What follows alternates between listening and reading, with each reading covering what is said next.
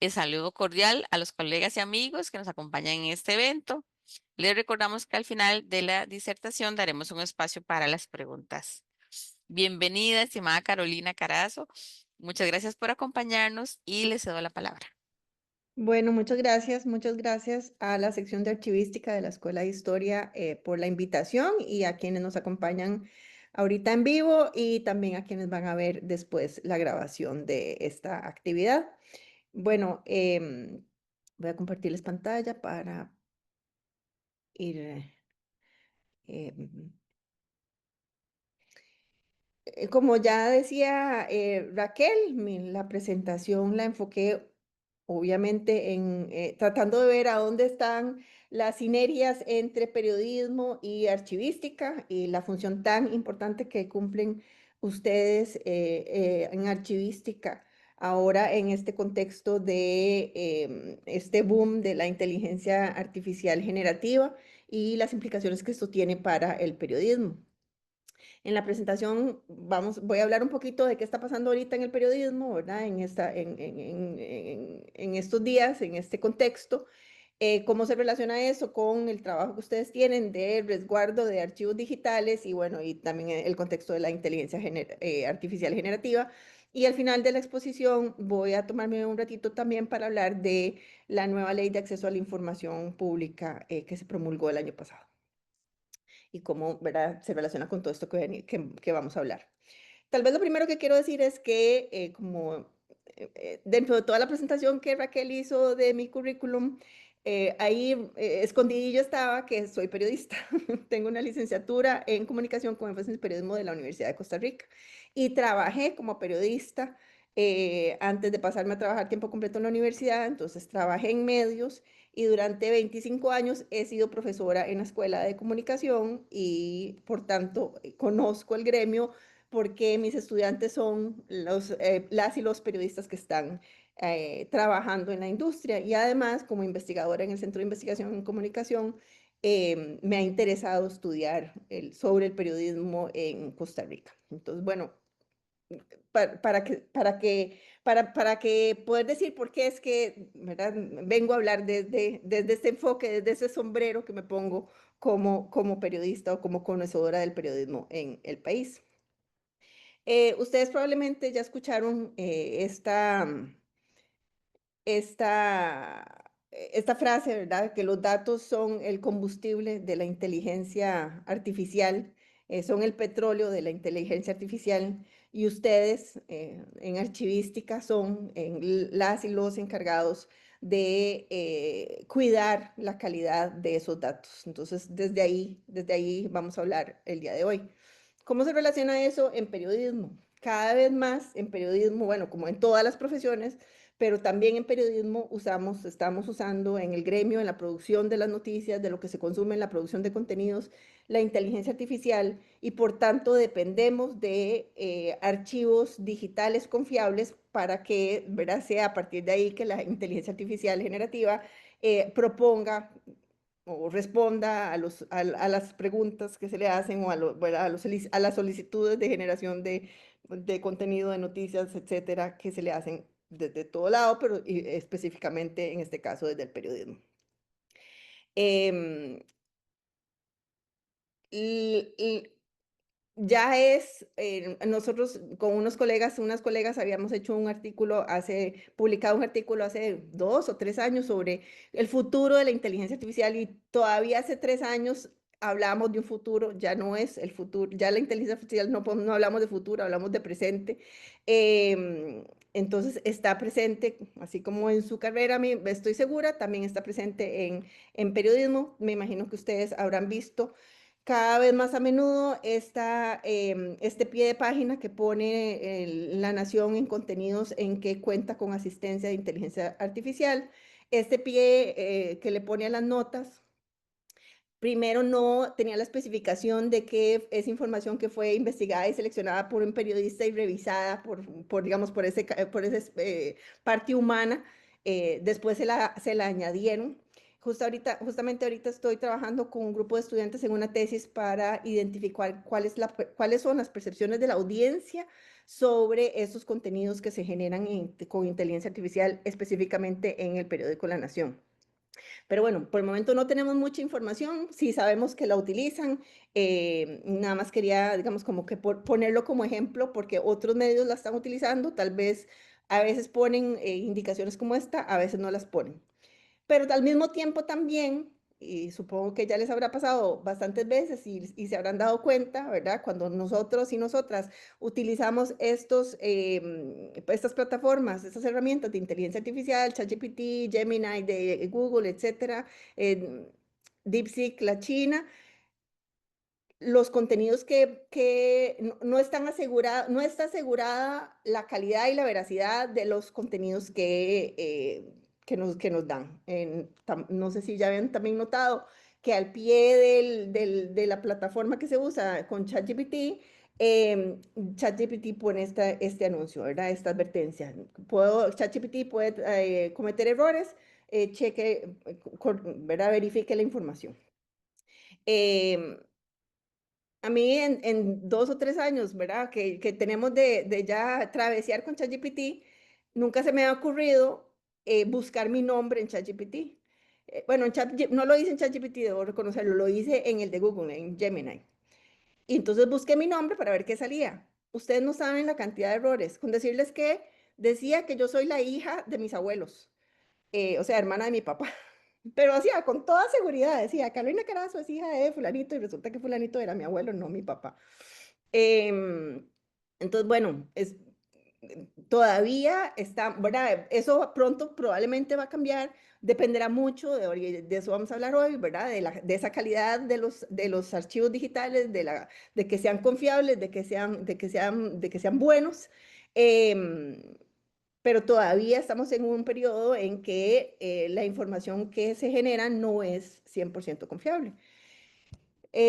Traigo dos ejemplos de noticias que han salido precisamente sobre errores que se han cometido en periodismo por el uso de inteligencia artificial generativa. En este caso es este sitio de noticias de tecnología que revisan, ¿verdad? Las notas que habían producido con inteligencia artificial y más de la mitad tenían errores. Estas noticias del 2023. Pero en este año 2025, en febrero, no sé si tal vez escucharon la noticia o la recuerdan, la BBC también encontró y publicó que las noticias, que cuando las personas pedían resúmenes de noticias a través de la inteligencia artificial, de los chatbots de inteligencia artificial, se generaban también errores que no respetaban, digamos, las noticias originales producidas por la BBC. Entonces, bueno, eso es algo que está pasando muchísimo. Voy a parar un momentito aquí porque tengo un problema de que no puedo ver bien la pantalla porque tengo Ay, Dios mío. Bueno, voy a seguir. Tengo la columnita con las fotitos aquí, no puedo ver toda la pantalla, pero no sé cómo cambiarla de lugar. Bueno, eh, bueno, necesito hacerlo porque si no. Karen, en la parte superior donde dice View y viene como unos cuadritos, ahí Ajá, puedes cambiarlo. vamos a ver. Ahí ya. Ok, disculpen. Entonces, ¿verdad? Cada vez más vemos este tipo de contenidos, ¿verdad? Alertas de que la ausencia de supervisión humana en contenidos generados por inteligencia artificial produce errores que dañan, o sea, que no son errores como ese, de que dicen que yo soy la hija de mis abuelos, ¿verdad? Que no pasa nada, yo lo generé y además de cualquier otra persona que me esté buscando, tampoco es algo de gran importancia, pero sí es importante cuando ya estamos hablando de información pública, ¿verdad? De que puede daña la percepción de la calidad informativa y a nivel de sector público eso es enorme, a nivel de periodismo eso es enorme, entonces son temas que realmente trascienden y son importantes. Eh, Preparando esta presentación me encontré esto que me llamó muchísimo la atención. No sé si para ustedes fue algo tan novedoso como para mí. Me interesaría después que me cuenten. Un error de escaneo creó un término científico falso. La inteligencia artificial lo viralizó y ahora es imparable. Entonces, resulta que los expertos hablan de fósiles digitales y es que en algún momento alguien había publicado algo con un término científico que no era el correcto, que no significaba nada, pero después esa publicación que estaba perdida, ¿verdad? No se ha reproducido, la inteligencia artificial la usa para, o sea, o más bien, es utilizada para alimentar y entrenar a la inteligencia artificial y entonces cuando ahora ¿verdad? En el 2025 buscamos algo relacionado, sale el término, ese fósil digital y se empieza a viralizar y ya no hay cómo pararlo. Entonces, ¿verdad? Una equivocación que quedó preservada en esas capas de datos de entrenamiento de inteligencia artificial reaparece y es imparable. Me pareció realmente, porque bueno, sabemos de esos errores, pero yo lo que no conocía y me pareció realmente interesante es este término de fósiles digitales. Y bueno, y ese también es otro ejemplo, un artículo del New York Times, a donde dan ejemplos de cómo la inteligencia artificial cada vez es más potente, pero las alucinaciones, que ya también está ese término, ¿verdad? Son cada vez peores. Por ejemplo, este era una animación, bueno, yo no quise traer toda la animación, pero entonces había varios ejemplos en la imagen de la derecha y uno de ellos es esto, ¿verdad? Que los mejores carbohidratos son carne, los lácteos y los huevos. Por supuesto que nada que ver. Eh, Ayer me llegó una alerta de este artículo publicado en España de un estudio que hicieron con 504 periodistas el año pasado, lo publican este año en el que examinan las percepciones de periodistas sobre el impacto de la inteligencia artificial en la desinformación. O sea, ¿qué perciben los periodistas que va a ser ese impacto en esta enorme y preocupante problemática de la desinformación? Ahorita vamos a ver dos gráficos, pero la conclusión es casi el 90% considera que la inteligencia artificial aumentará de manera considerable o significativa los riesgos de desinformación. Cuando se dividen esos 500 periodistas por tipo de medio en el que trabajan, en realidad ustedes ven, o sea, en casi todos los medios, en escrito, en agencias de comunicación y relaciones públicas, radio, televisión, la mayoría, más del 50%, casi el 60%, opinan que de manera significativa ese riesgo de desinformación a través de la inteligencia artificial está presente. Entonces, de manera significativa y considerable son las columnas rojas de la izquierda y de manera mínima y nada, no del todo las azules de la derecha. Em, los porcentajes son diferentes para las personas, para las periodistas, las y los periodistas que trabajan en medios nativos digitales. Pero igual 42% y 39% es significativo y considerable, creo que también es importante. Y cuando se dividen a los periodistas y a las periodistas por los años de experiencia que tienen, creo que también es importante, o sea, interesante los resultados. Si tienen más de 20 años de experiencia, 60% opina que, ¿verdad? Que ese riesgo es significativo. Entre 11 y 20 años, 62%, entre 6 y 10 años, casi 60%. Solamente periodistas con 5 años o menos de experiencia dicen que ese riesgo significativo o considerable solo es 40, ¿verdad? Solo el 40% opina que el riesgo es significativo o considerable.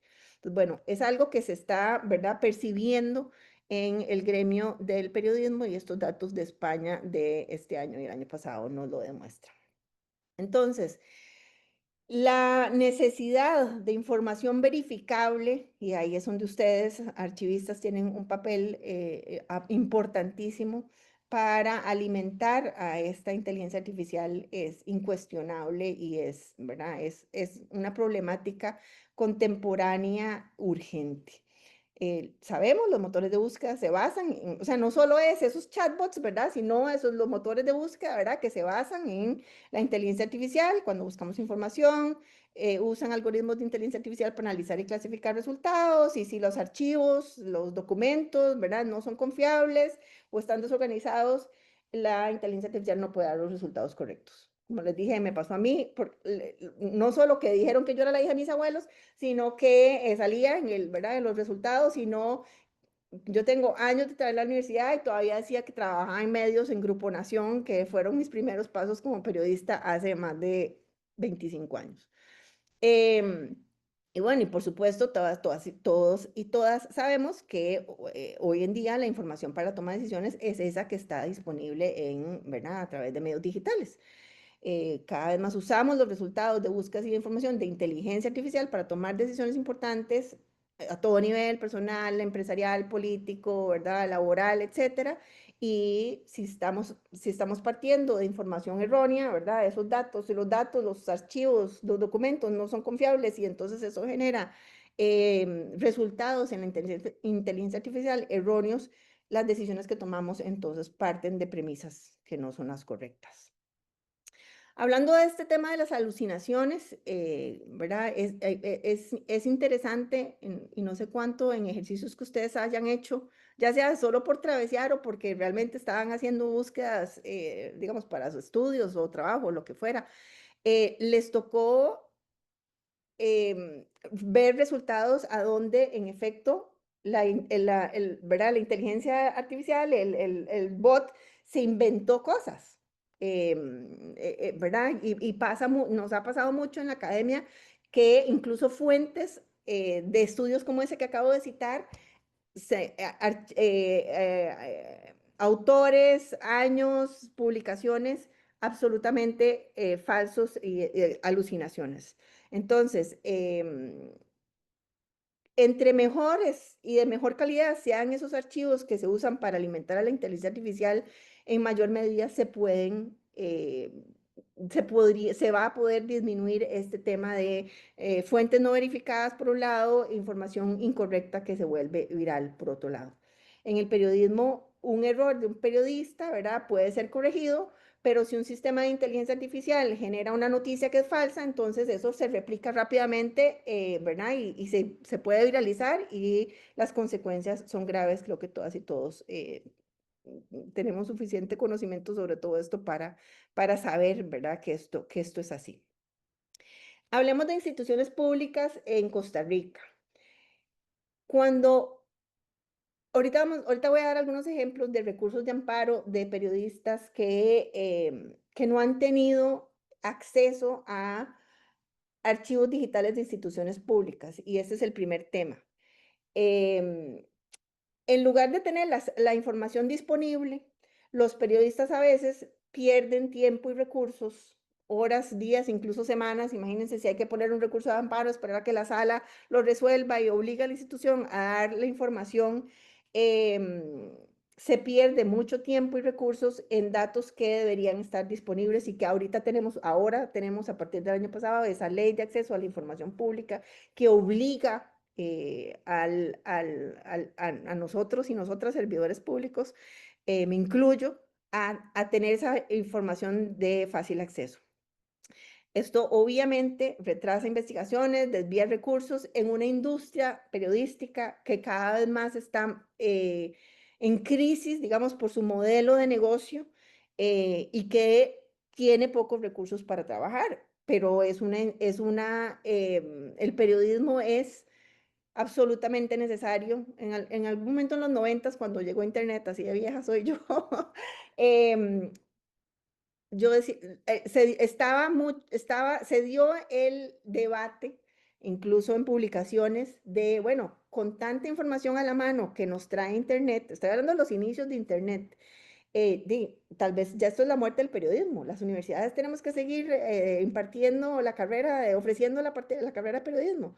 El tiempo nos ha venido a comprobar que sí, que hay muchísima información que jamás nos imaginamos antes del Internet, que toda esa información iba a estar al alcance de un clic de todas las personas, pero más bien en mayor medida se necesita a estas personas profesionales en periodismo para darle sentido a toda esta información de manera profesional, de manera ética, de manera responsable, de manera a donde se entienda el interés público de esa información.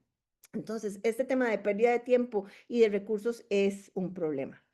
Y bueno, por supuesto que también, ¿verdad? Sin acceso a documentos completos y verificables, lo que se presenta es un obstáculo a la rendición de cuentas a la que nos debemos todos los servidores públicos y todas las instituciones públicas.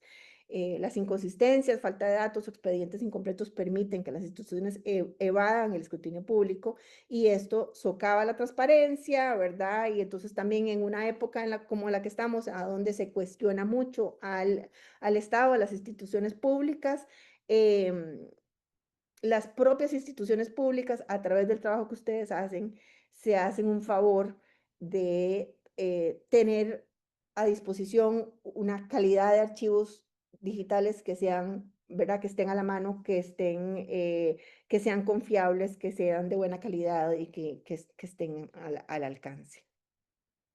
El deber, por tanto, de las instituciones públicas es esa transparencia y esa rendición de cuentas.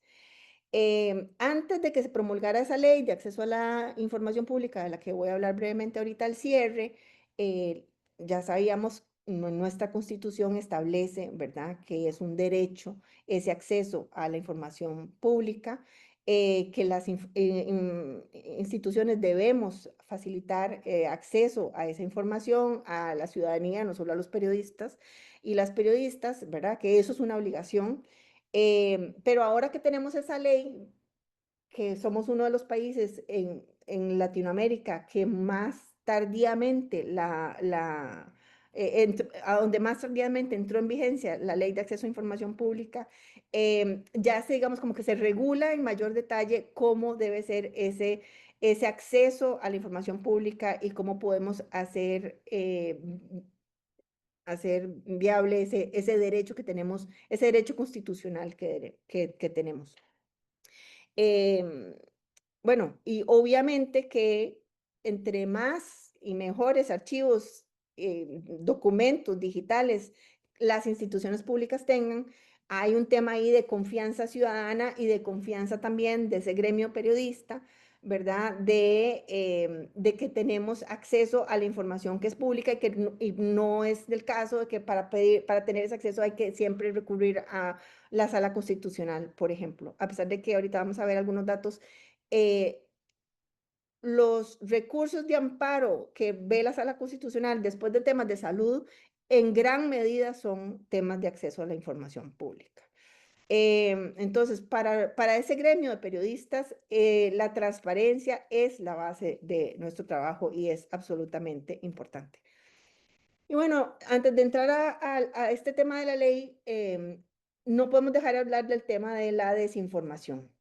Y la desinformación, más allá de esa desinformación que nos toca ver ahora, lamentablemente, cada vez más en redes sociales. No es solo un problema de redes sociales, también es un problema que comienza con información incorrecta o incompleta en la fuente original. Entonces, bueno, ahí es donde hacemos el clic con ustedes en archivística. Em, la desinformación puede ser involuntaria, puede ser porque precisamente esos archivos no están o completos o, ¿verdad? Completos o con la información correcta o actualizados. Si un periodista no puede verificar la información en los archivos de un ministerio, ¿cómo puede entonces el público confiar en qué dice ese ministerio?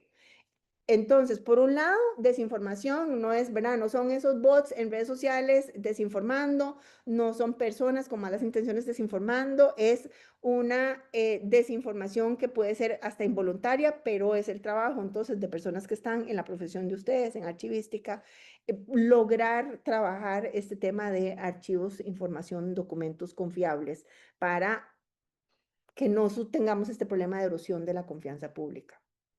Por supuesto que también está la desinformación desde el punto de vista de manipulación y propaganda. Y bueno, ahorita que vamos a entrar a campaña política con miras a las elecciones presidenciales, esto, ¿verdad? Va a ser lamentablemente también flor de un día, de todos los días más bien. Em, la falta de información verificable crea un vacío que puede ser llenado con desinformación deliberada.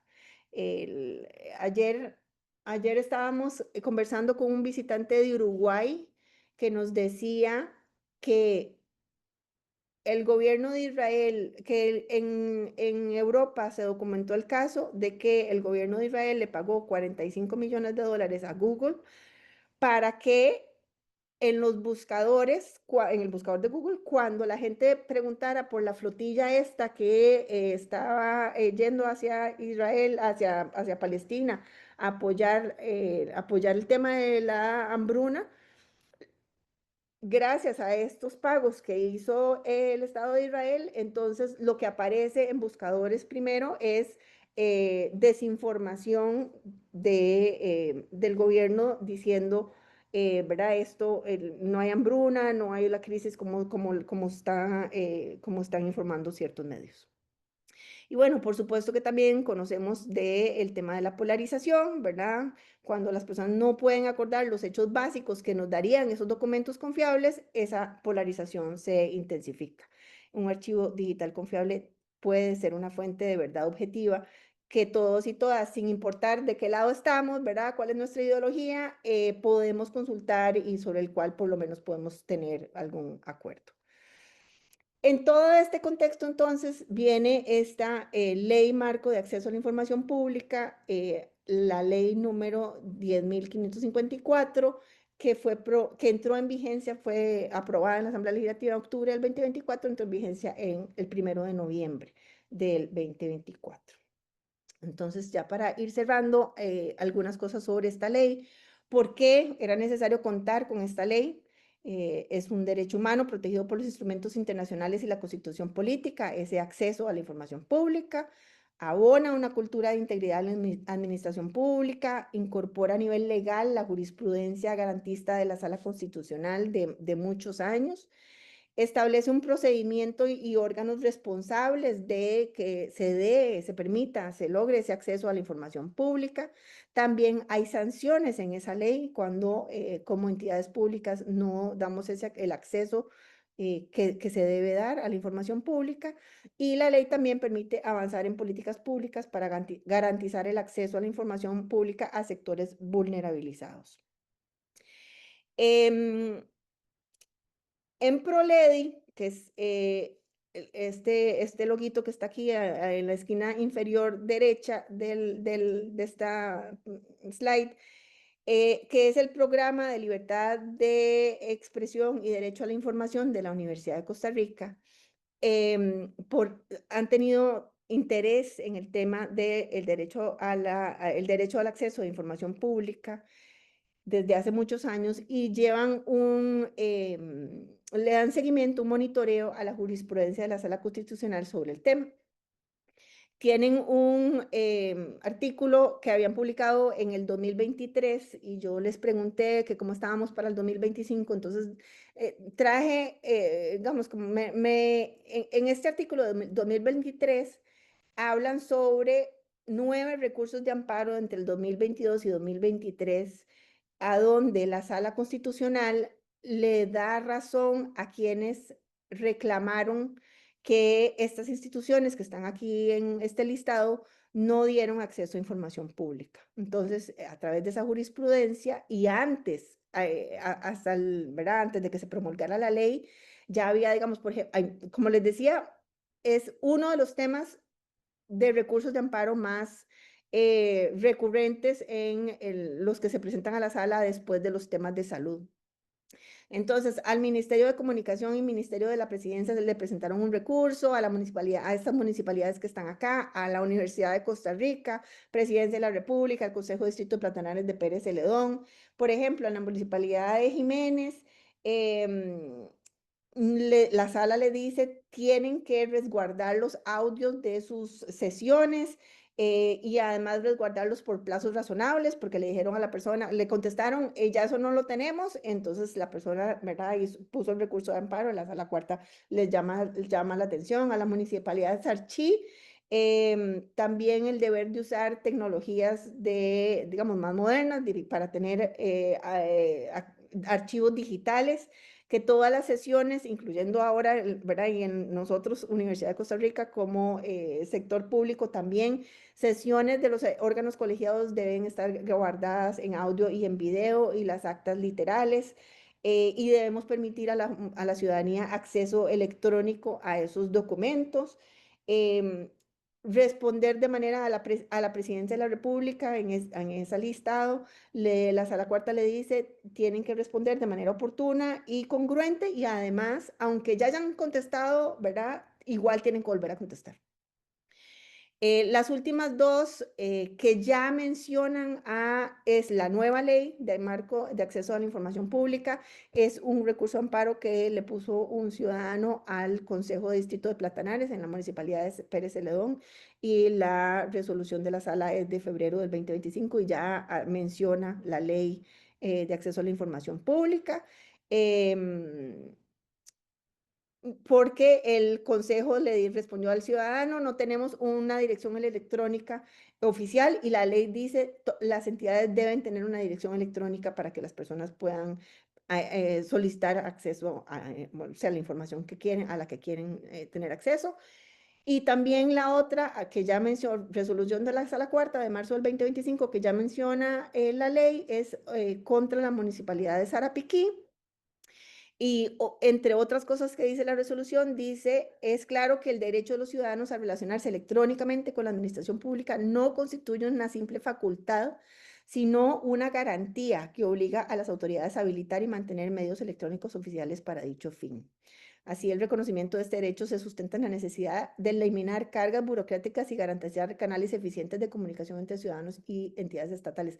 Tal vez este tema de los canales no es el tema de ustedes en archivística, pero sí es que se tengan los canales oficiales para que puedan tener acceso a una información que está disponible, ¿verdad? Que es confiable, que, ¿verdad? Que está en digital, que los archivos están ordenados y que fácilmente se le puede facilitar a la ciudadanía.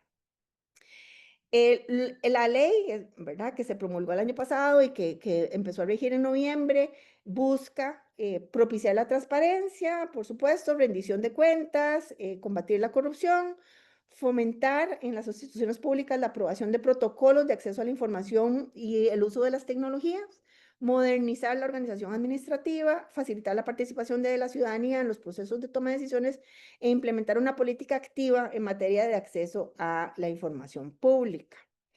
Em, si una institución le va a denegar a la ciudadano o ciudadana la información, debe de motivarse, ¿verdad? Y los límites deben de interpretarse de forma restrictiva. O sea, no es tan fácil que uno puede decir, no, esa información no la podemos compartir, tiene que tener datos sensibles, ¿verdad? Y casi que secreto de Estado, y ya sabemos que los secretos de Estado son pocos. Como decía, las instituciones debemos siempre tener un correo electrónico oficial y un formulario específico y accesible en la página electrónica. Ahorita les voy a hablar del caso del SICOM, de cómo ante esta ley tuvimos que hacer algunos cambios en nuestro sitio web para que todo esté, digamos, acorde a lo que la ley exige.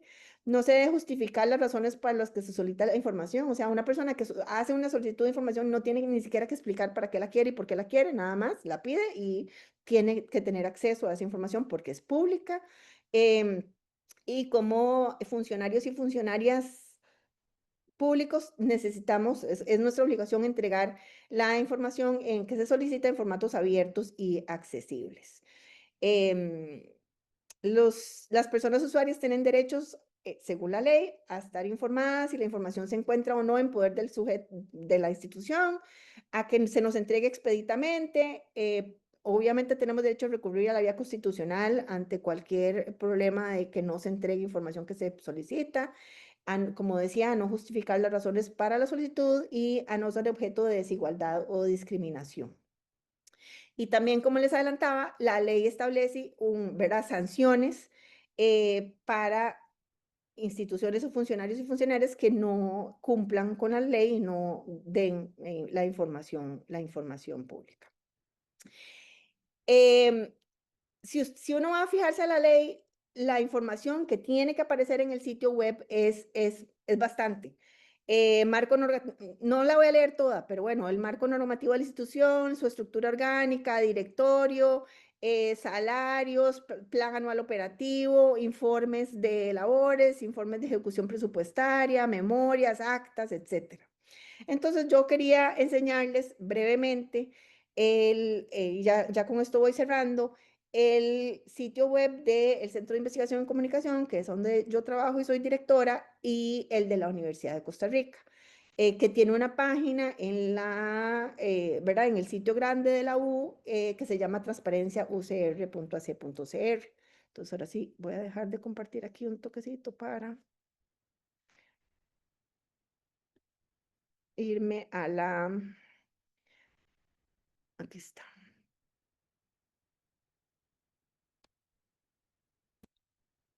Este es el sitio web del SICOM. Y entonces tenemos aquí en esta pestaña quiénes somos, una cejilla que se llama transparencia y tenemos el enlace a la página web de la universidad, que es la que tiene la mayor cantidad de los datos que la ley exige, pero entonces también para lo específico nuestro y hacerlo sencillo, ¿verdad? El presupuesto y plan estratégico de la unidad. Como la ley empezó a regir a partir del año pasado, entonces ¿verdad? Empezamos a guindar las cosas acá del 2025, los reglamentos que nos rigen específicamente al centro, informes de labores y actas ratificadas de nuestros órganos, ahí sí están todas las actas del 2024 y 2025. Esa es la del Centro de Investigación y Comunicación.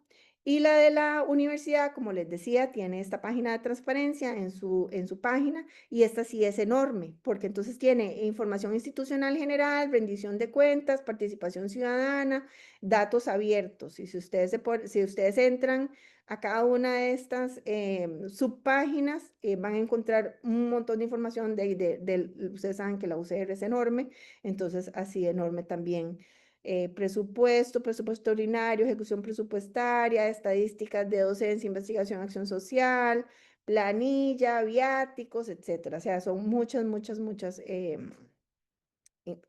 información y además que es la información que nos pide la, la ley, que nos exige la ley.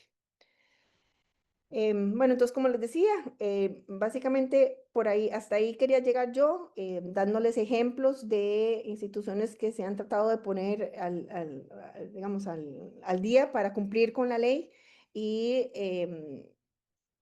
destacar la importancia, tal vez para cerrar, del trabajo que ustedes como profesionales en archivística y si son estudiantes futuros y futuras profesionales en archivística van a tener en esta labor de acceso a la información que es vital para el país, para el sector público, para el fortalecimiento de la democracia, incluso lo digo sin temor a estar exagerando. Así que muchas gracias por escucharme y por participar y conectarse el día de hoy o ver esta charla en diferido.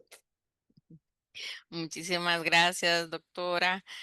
Como bien queda claro que el acceso a la información es un derecho fundamental de los ciudadanos y por supuesto de los periodistas y que es una obligación legal para las instituciones.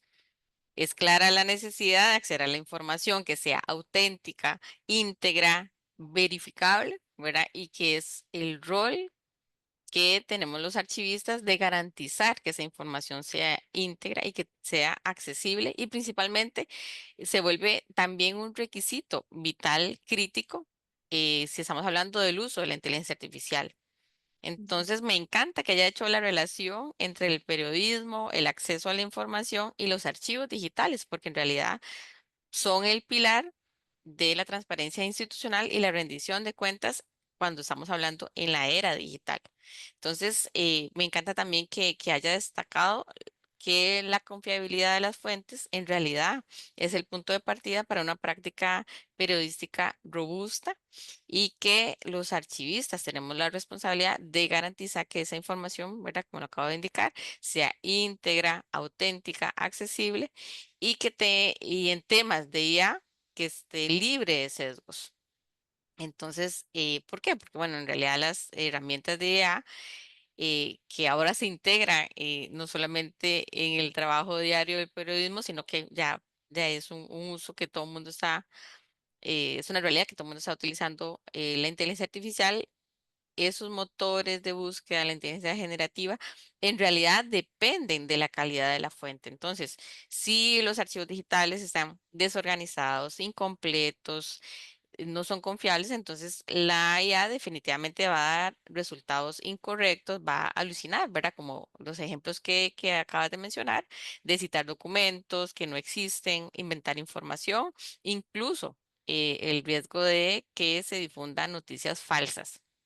Entonces, la calidad y fiabilidad de las fuentes de información, sí o sí, tienen que venir desde archivos digitales confiables, ¿verdad? Y eso es vital y es la responsabilidad que tenemos como archivistas, por lo tanto, es un aporte que tenemos que también aprovechar en ese momento, es una oportunidad porque el trabajar en conjunto con las personas que están haciendo el entrenamiento de las inteligencias artificiales, es importante que sepan realmente que para que los resultados sean confiables, tiene que venir a partir de documentos de información confiable y que su origen tiene que estar en repositorios digitales confiables para evitar la generación de texto falso improcedente. Entonces, doctora Carazo, vamos a ver alguien preguntas. Aquí hay una, dice, uno de los mayores riesgos que usted menciona es la tendencia de la IA a alucinar o a cometer errores cuando se entrena con datos no confiables. ¿Cuál es el riesgo ético y práctico más grave para el periodismo cuando se utilizan herramientas de IA alimentadas por fuentes no confiables o expedientes incompletos? Bueno, muchas gracias por la pregunta. A ver, creo que me remitiría a esa etiqueta o advertencia que pone la Nación y creo que también quienes están aquí nos acompañan ahorita que son estudiantes, creo que aplica lo mismo. O sea, está bien utilizar, aprender a utilizar la inteligencia artificial y utilizarla para que nos apoye en nuestros trabajos, ya sea como estudiantes, ya sea como periodistas, pero también ese factor humano es importante, o sea, nosotros todavía tenemos y necesitamos mantenerlo, ese sentido crítico de, ok, esto es lo que me está presentando, pero lo tengo que revisar, no lo puedo dar por cierto. Y aquí me voy a poner yo el sombrero, no solo, a ver, la respuesta es, me la hicieron para periodismo y la doy para periodismo. O sea, esa responsabilidad ética y profesional del periodista es, ok, si voy a utilizar la inteligencia artificial, también tengo que corroborar, igual que lo he hecho antes de inteligencia artificial. Yo iba a una fuente, le hacía una entrevista y no podía dar por cierto lo que me decía, tenía que ir a corroborar o con la contraparte o con documentos, ¿verdad? Hay que hacer un trabajo de no solo ponerle el micrófono a alguien, ya, en este caso a la inteligencia artificial, para que diga lo que quiere y como quiera. ¿Verdad? La responsabilidad social, ética y profesional del periodista es verificar la información y asegurarse que la información que está compartiendo con ese con esa, digamos, con esa sombrilla de esta información es producida profesionalmente por un medio responsable y entonces nosotros como audiencia y como consumidores le damos tiene un halo de confiabilidad y de legitimidad, ¿verdad? Tiene que pasar, es porque sabemos que viene con un filtro de ese periodismo responsable que en la universidad enseñamos a estudiantes a ejercer, que es, así tiene que ser ese ejercicio del periodismo. Pero entonces ahora me pongo el sombrero de profe de la U e igual para estudiantes. O sea, está bien usar la inteligencia artificial y hablen en sus cursos cómo la pueden usar, pero lo que no se vale es que un ejercicio la usen y entreguen lo que la inteligencia artificial les les propone, ¿verdad? Sin ustedes revisar, sin ustedes complementar, sin ustedes usarlo como insumo para entonces hacer algo que sea de su creatividad, que sea de su experiencia, de sea el ejercicio que ustedes hacen de lo que están viendo en los cursos. A mí el semestre pasado me pasó que hicimos una charla virtual, era para dos grupos de un mismo curso. Entonces la hicimos en el horario de un curso y ya sabíamos que las y los estudiantes del horario del otro curso no iban a poder llegar a ese, ¿verdad? En el horario, entonces la iban a ver indiferido. Cogieron la charla, la pasaron por inteligencia artificial y el ejercicio que yo les pedí era de inteligencia artificial. Yo no quiero leer, pasar 3 horas de mi vida como profe revisando un trabajo que viene de inteligencia artificial. Yo quería leer lo que las y los estudiantes me estaban diciendo sobre sus impresiones de la charla. Entonces, es igual para los periodistas como es para los estudiantes. Me encanta eso que acabas de indicar porque en realidad la inteligencia artificial es una herramienta. Nos ayuda a buscar información, igual como antes que no existía internet y teníamos que ir a las bibliotecas. Ahora está la información más accesible, pero nosotros tenemos, como decía, más bien es demasiada la información. Nosotros tenemos que tener criticidad y también utilizar estas herramientas para agilizar y no realmente para hacer ese análisis críticos y dar nuestro aporte, ¿verdad? Que es lo vital, ¿verdad? En realidad son herramientas nada más. Ahí veo que tiene la Exacto. mano la coordinadora de la carrera de archivística, entonces le doy la palabra. Gracias, Raquel. No, en realidad soy yo. Vamos a ver, muchísimas gracias, doña Carolina, porque comparto totalmente su sentir en cuanto al uso del tema de la inteligencia artificial. Es importante verla como una herramienta y hay que saber usarla y hay que aprender a usarla. Pero también está en nuestra responsabilidad, como lo dice la profesora Raquel, y usted también, el crear ese conocimiento para nosotros saber cómo utilizarlo y discriminar lo que nos dice, si realmente es real, si no es real, porque si damos por un hecho que lo que nos dice es real, podríamos no solamente inducir error, sino incluso sin querer queriendo facilitar aún más la desinformación, ¿verdad? Exacto. Y en ese sentido, vieras que yo tengo una pregunta sobre esto, porque vamos a ver, en el ámbito mundial ahora, bueno, yo no soy periodista, no conozco mucho de cómo funciona la rama, pero sí se ve que ahora lo que vende es la primicia. ¿Quién es el primero? ¿Verdad? ¿Quién es la primera persona o el primer medio que dice está pasando esto? ¿Verdad? Y ante herramientas como la inteligencia artificial, pues evidentemente es muy fácil producir o alterar videos, es muy fácil producir y alterar audios. Incluso hasta se podría pensar en que es muy fácil, si no se cumplen con estos mecanismos a nivel archivístico, de que la información sea fidedigna y que los documentos y los datos que provienen de allí sean fidedignos, se corre más el riesgo de tener una primicia fundamentada en información errónea, ¿cierto? En ese sentido, a mí me surge la pregunta de cómo se equilibra, por ejemplo, a nivel periodístico o a nivel de los medios de información, esta presión por la inmediatez informativa y a la vez también con la responsabilidad de asegurar que la autenticidad y fidelidad de las fuentes de información, de documentos, de datos, sea la viable, porque también tenemos ahora cada vez más centralización del poder en los medios de comunicación de grandes personas o de grandes empresas que tal vez lo que quieren es manipular, ¿verdad? Y que una forma de hacer esto es, por ejemplo, no pasar por este filtro de información, sino que tal vez, ok, a partir de, ¿cómo es que se llama? Creo que X lo tiene, como que damos checks y que damos información de contexto, algo así, no me acuerdo muy bien cómo se llama. Pero en este caso, ante Notas esta de la comunidad. inmediatez, notas de la comunidad, muchas gracias. Ujú. En ese caso, ¿cómo se hace para lidiar con esta presión? Y que ustedes en ese sentido, tanto a nivel de las fuentes de información como también desde esta primicia que se necesita, puedan lidiar con esto. ¿Cómo se puede hacer un equilibrio ante esto? Muchas gracias.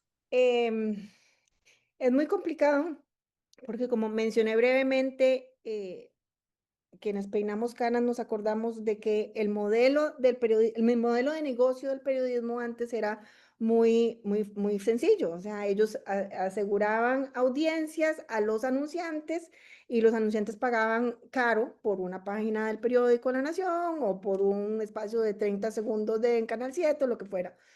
Y ya, ellos sobrevivían un poquito de suscripciones, pero mucho de publicidad. Al perder las audiencias, ¿verdad? O sea, ya las audiencias no dependen de esos medios tradicionales para informarse, porque todas y todos nosotros nos informamos a través de una variedad de fuentes enorme que no son los medios tradicionales. Algunos todavía consumimos medios tradicionales, pero probablemente si estas muchachos y muchachas que nos acompañan consumen noticias, probablemente no sea porque se sientan a leer un periódico en la mañana con su café de la mañana. Em, entonces, el modelo de negocio ya no les funciona como les venía funcionando antes. Entonces, ya no tienen los ingresos ni de suscripciones que eran menores, pero tampoco los de publicidad. Entonces, depende mucho, por un lado, de la publicidad digital que está totalmente fragmentada y que más bien los anunciantes le pagan a las plataformas. Entonces, ya yo no le compro un anuncio a La Nación, sino que se lo compro a Meta para que esté en Facebook, para que esté en Instagram, para que esté en Google. Entonces, sí, cuando La Nación pone, por ejemplo, un muro de pago y solo las personas suscriptoras tienen acceso a la mayoría de los contenidos, es porque necesita financiar el periodismo de calidad que están haciendo, ¿verdad? Tal vez no siempre sea de calidad, uno puede ser crítico de lo que publican, pero es un medio que trata de informar al país desde su responsabilidad social y profesional, ¿verdad? Que cumplen esos periodistas. Entonces, no le tengo una respuesta, ¿verdad? No hay una respuesta fácil a su pregunta, porque en efecto, corren mucho por esa primicia. También otra cosa que ha cambiado es que antes el ciclo de La Nación, por ejemplo, era 24 horas. O sea, los periodistas llegaban a la redacción a las 8 o 9 de la mañana, reporteaban todo el día, escribían su nota a las 5 o 6 de la tarde y se publicaba el periódico al día siguiente. Ahora el ciclo de noticias es 24/7. O sea, los medios que producen noticias los producen para estas plataformas a donde la noticia está, la gente busca la noticia de manera inmediata. O sea, antes esa inmediatez la daba la radio, ni siquiera la televisión. Ahora la inmediatez está por todo lado. Entonces también es una carrera contra el tiempo, asegurar, o sea, procurar en esa vorágine tan espantosa del tiempo que nos consume y de 24/7, cómo aseguramos noticias que sean em, eh, verificables, ¿verdad? Lo más objetivas posibles, de buena calidad, ¿verdad? Que no sea desinformativa, tal vez no por objetivo, pero por omisión o por no tener, ¿verdad? Fuentes confiables, documentos, archivos confiables. Entonces, es muy complicado. Y desde el punto de vista digamos que enfoqué mi respuesta hacia este tema del problema del cambio del modelo de negocio del periodismo, no hay respuestas todavía, porque el periodismo está dependiendo absolutamente de las plataformas transnacionales, internacionales, que son estas que utilizamos. TikTok, Facebook, Instagram, etcétera, X. Y nos sentimos, hoy hay una conferencia que organiza ProLady a las 5 de la tarde con un investigador uruguayo que nos viene a hablar de cómo como región latinoamericana podemos y debemos tener voz de cara a estas plataformas. O sea, qué tipo de regulación necesitamos nosotros exigirle a estas plataformas y cómo desde Latinoamérica podemos lograrlo. Claro, y me parece muy importante lo que menciona porque, digamos, en ese sentido también, como nosotros a partir de cómo nosotros debemos manifestarnos, entonces también hacer énfasis en que, por ejemplo, no se haga con notas de la comunidad, sino en la verificación de las fuentes, ¿verdad? Que también en ese sentido, tanto los documentos, los datos, y los otros medios que hemos conversado a lo largo de este charla y a la vez también de lo que se conversa como parte de la carrera, de la importancia de esto, desde la transparencia, desde el acceso, pero a la vez también desde la participación ciudadana, pues si estos grandes medios evidentemente tienen estas facilidades, pues que también pues sean responsables y éticos en ese sentido, ¿verdad? Entonces, muchas gracias, doña Carolina. Y tenemos aquí varias preguntas también de Diana Castro en el chat de Zoom que indica, ¿cuál considera usted que podría ser uno de los principales retos frente a las próximas elecciones presidenciales en nuestro país, tomando en cuenta el uso de la IA y la desinformación? Para mí, el principal reto es la calidad de los contenidos que se pueden producir con inteligencia artificial. O sea, ya ni siquiera nosotros, que somos la élite de este país, e incluyo a todas las personas que nos están escuchando, nosotros somos élite porque somos personas que hemos pasado por la universidad, ¿verdad? Que tenemos herramientas distintas. Incluso personas como nosotros ya no podemos distinguir qué es falso y qué no, qué es verdadero. O sea, la producción esos deepfakes, ¿verdad? Son tan buenos que si no es una parodia o un sarcasmo o algo, ¿verdad? Hecho con cinismo, de que se ve que realmente es falso, si es una persona candidata, ¿verdad? Si escuchamos la voz o vemos un video de una persona candidata, no podemos ni siquiera así asumir que es esa persona. O sea, y cuando además seguro meten las patas, perdón que lo diga así, y entonces la excusa es, ah, no, eso no fui yo, lo generó con inteligencia artificial. No tenemos cómo saber si de verdad fue que no quiere reconocer que dijo o hizo algo indebido y lo está culpando a la inteligencia artificial o si fue algo generado por... Así de bueno es el contenido que se está produciendo. Entonces, creo que el, las elecciones pasadas, desde el SICOM, digamos, le dimos seguimiento a las publicaciones en redes sociales y pensamos que era ¿verdad? 25 candidaturas, redes sociales, WhatsApp, etcétera, que era una elección, una campaña complicada. Yo jamás me imaginé que solo 4 años después íbamos a estar en una que todavía más complicada. O sea, es que realmente ese reto de poder identificar contenidos falsos y producidos con inteligencia artificial y además, porque creo que ustedes probablemente saben, cuando algo se viraliza, que es desinformativo, por más que se haga una corrección, la corrección no llega a la misma cantidad a la que llegó el contenido original desinformativo que se viralizó. Entonces, asúmele a eso el reto.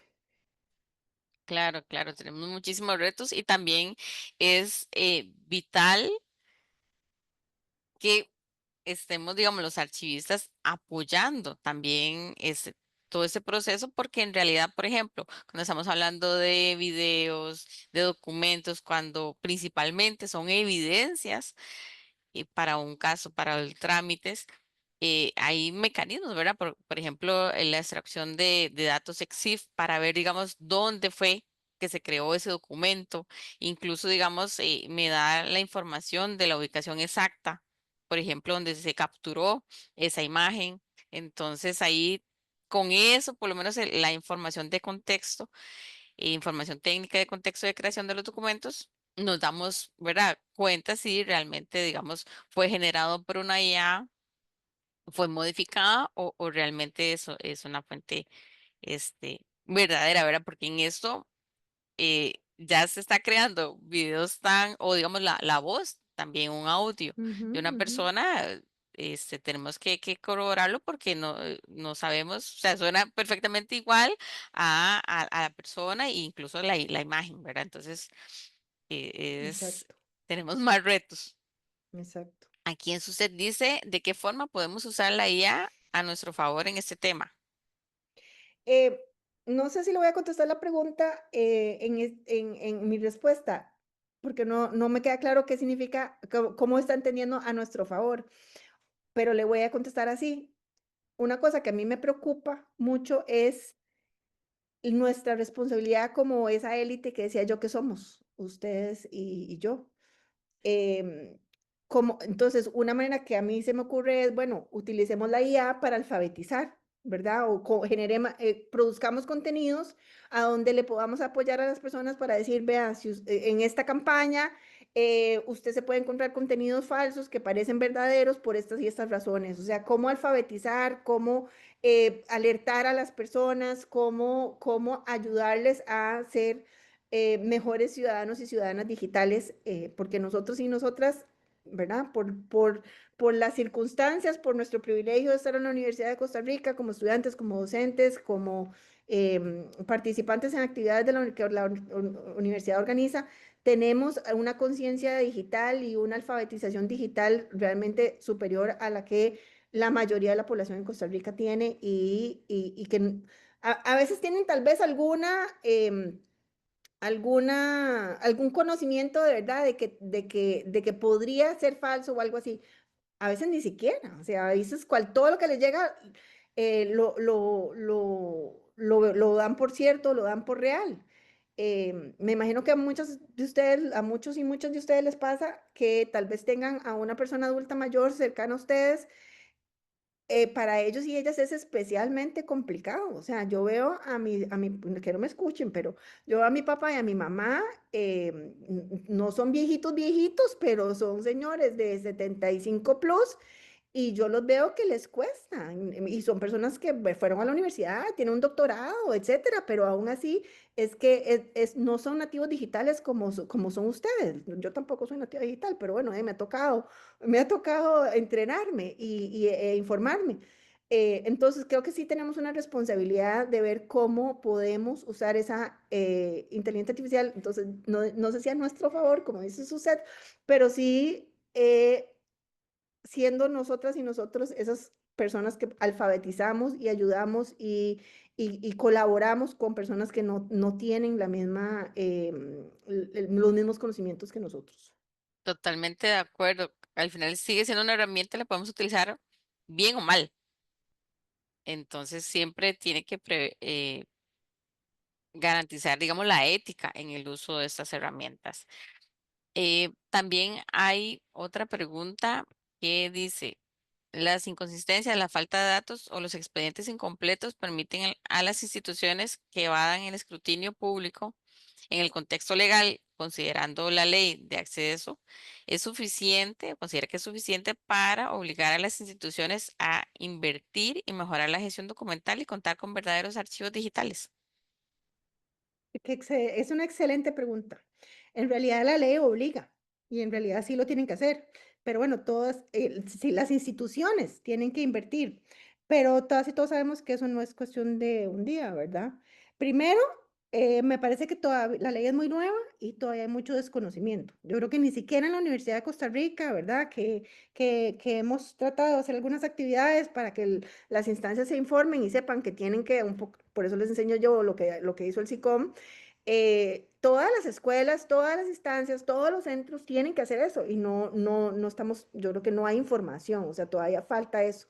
Y tal vez eso es algo que la escuela de ustedes puede hacer, la sección de archivística, para dar a conocer, ¿verdad? Ahora está esta ley, a esto obliga, nosotras y nosotros les podemos ayudar porque es ordenar y tener a disposición los archivos de información pública de las diferentes instancias. Entonces, hay un reto primero de las instancias públicas, las instituciones públicas, y en todas, o sea, porque Universidad de Costa Rica como institución pública tal vez cumple en lo que le toca, pero como les digo, un centro como el de Centro de Investigación, si yo no hubiera ido a una capacitación a la que fui, de que ahora está esta ley obliga y entonces la lista de todo lo que yo como centro tengo que asegurarme que esté a disposición del público en mi sitio web.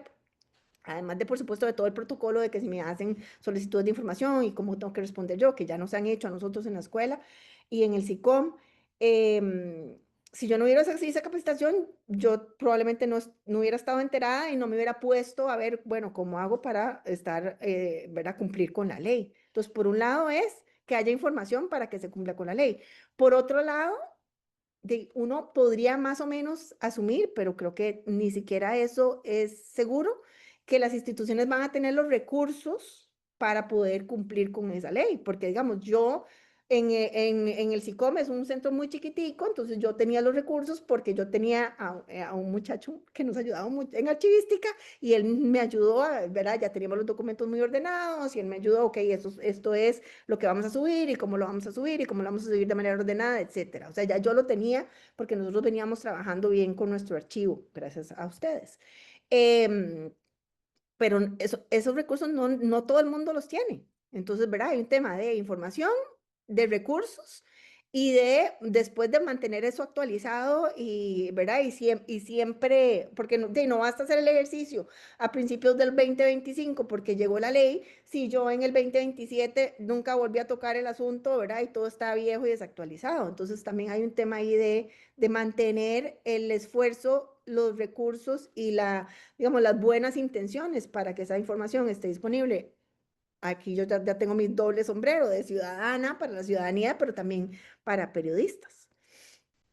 Sí, sí, y también el interés de los jerarcas, porque en realidad necesitamos ese apoyo. O sea, la información es vital para que las instituciones trabajen bien, pero también es un derecho Es para cierto. los ciudadanos. Entonces es muy importante. No sé si María va a agregar algo.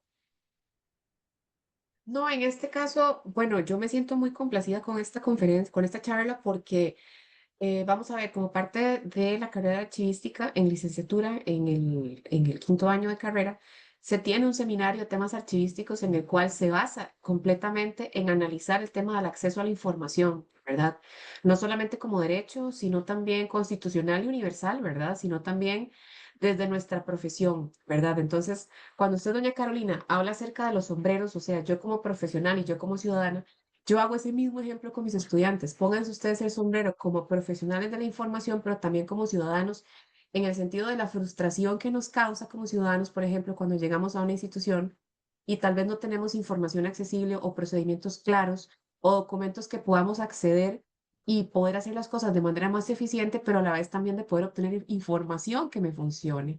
Entonces, la responsabilidad que existe en ese sentido, tanto a nivel de nosotros como profesionales de información y ustedes como comunicadores, pero a la vez también de todos como la sociedad que somos, de no solamente poder hacer las cosas de la mejor manera, pero también exigir que sean de la mejor manera para que podamos tomar mejores decisiones y a la vez, en este sentido, podamos también crecer aún más como país, ¿verdad? Y también evitar los contextos que ahora estamos viviendo tan complejos a nivel político y a nivel social, precisamente porque tal vez al no saber cómo tener o acceder a esta información, o que tal vez incluso los mismos documentos o fuentes de información no sean fidedignas, o incluso ante una ausencia de alfabetización adecuada digital en ese sentido, creamos que una herramienta como la IA nos va a solucionar todo, ¿cierto? Entonces, como también nosotros tenemos esta batuta, esta responsabilidad y verla como lo que es una herramienta, ¿verdad? Aprender a usarla, saber cómo usarla, pero también nosotros como profesionales de la información y ustedes de la comunicación y todos en conjunto, pues también cuestionarla para saber si lo que nos está dando está bien o está mal, ¿verdad? Entonces, ese Exacto. sería como mi aporte. Y antes de finalizar, nada más recordarles que en el chat de Zoom está la lista de asistencia por si quieren registrar su participación en este conversatorio. Y a la vez también el profesor Marco Jiménez puso un artículo muy interesante que se denomina, en este caso, ya lo voy a ver, ¿por qué los modelos de lenguaje se inventan cosas de OpenAI? Por si quieren acceder a él. Y luego también puso como una propuesta, aquí el profesor me corrige si de pronto lo estoy infiriendo de manera equivocada, creo que es como un tipo de prompt que se podría utilizar precisamente para verificar si, por ejemplo, lo que quiero que tal vez la inteligencia me recupere, cuente con características, por lo menos de manera muy somera, para evitar especulación, sobre la información que quiero que me recupere. Entonces, también para que ustedes, si lo sean visualizar y demás, lo puedan hacer. Adelante, profesor. Ujú.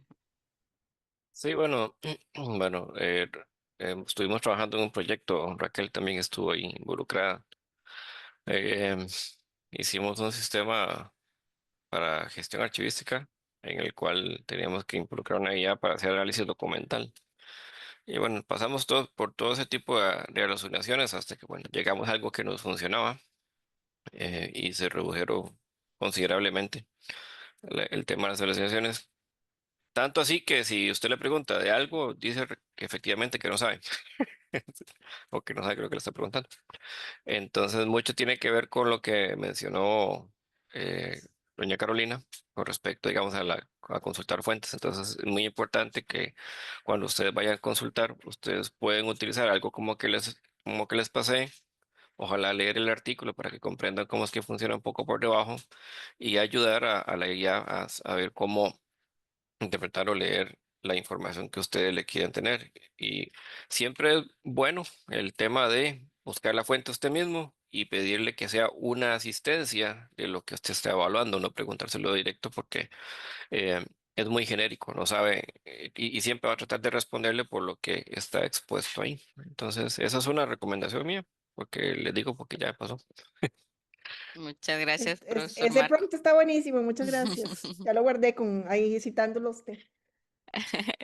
Excelente. Y bueno, en este eh, proyecto que mencionó Marco, en realidad lo utilizamos para la feria vocacional, para evidenciar que una inteligencia artificial no alucina si solamente toma en cuenta, digamos, documentos, por ejemplo, de un expediente en un repositorio digital.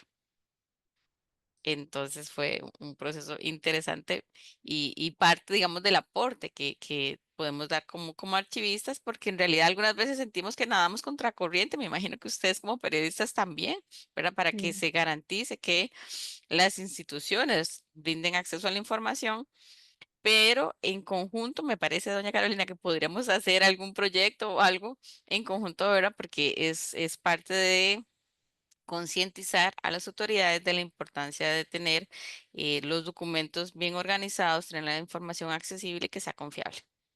Exacto. Bueno, a las órdenes desde el SICOM y también yo soy profesora en la Escuela de Comunicación, así que también desde la escuela. Muchísimas gracias y bueno, de nuevo, doctora, muchas gracias por inspirarnos, ¿verdad? Con esta charla tan importante y reconocer como el acceso a la información para la base de la justicia, la equidad y también el progreso social. Así que muchas gracias por acompañarnos, por el apoyo a estas actividades académicas, gracias también a los profesores, a los estudiantes, a los colegas que nos escuchan y también que nos van a ver posteriormente en redes sociales. Que tengan un excelente día y muchas gracias. Muchas gracias a ustedes por la invitación y sí, qué lindo ver a tanta gente conectada y que nos vaya a ver también después. Así que muchas gracias por la invitación, fue un placer. Hasta luego, gracias. Buen día.